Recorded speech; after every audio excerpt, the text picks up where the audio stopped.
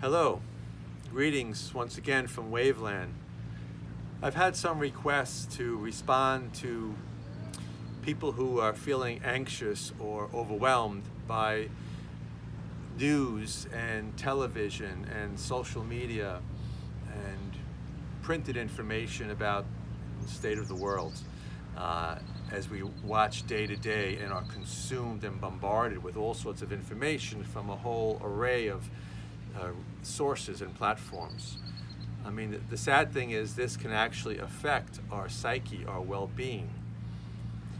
Now, this isn't just because of the pandemic. This is always.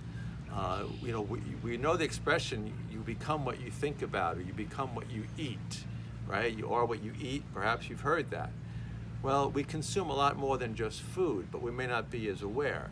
Everything that we see affects us. Everything that we hear affects us. Everything that we read affects us. In other words, there are many portals of consumption that we take into our mind and our body and our heart. And so we need to be mindful and discern, what we let in. What we let in. These days, you really have to be concerned. But as I said, this is before the pandemic, and it'll be applicable after the pandemic.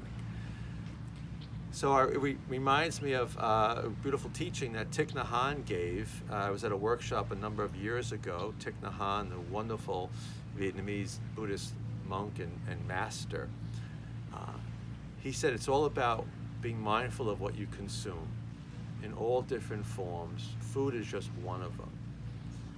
And that we have to make informed decisions as we care for what we listen to, what we read, what we watch on television. So these days with quarantine, there's a lot more television watching going on, for example, and even social media, of course, right? What else are we going to do? Well, there are many things we could do, but the main point of this message is to be mindful of what you're watching, what you're listening to, what you're scrolling through on social media, because it will affect you. And if you're feeling in any way anxious or overwhelmed, then regulate it. Back off, listen to some soft music, have a cup of tea.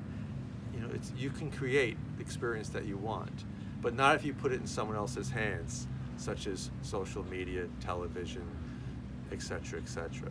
So it's just a reminder to be mindful of what you consume beyond food, all aspects of consumption. Thanks for listening.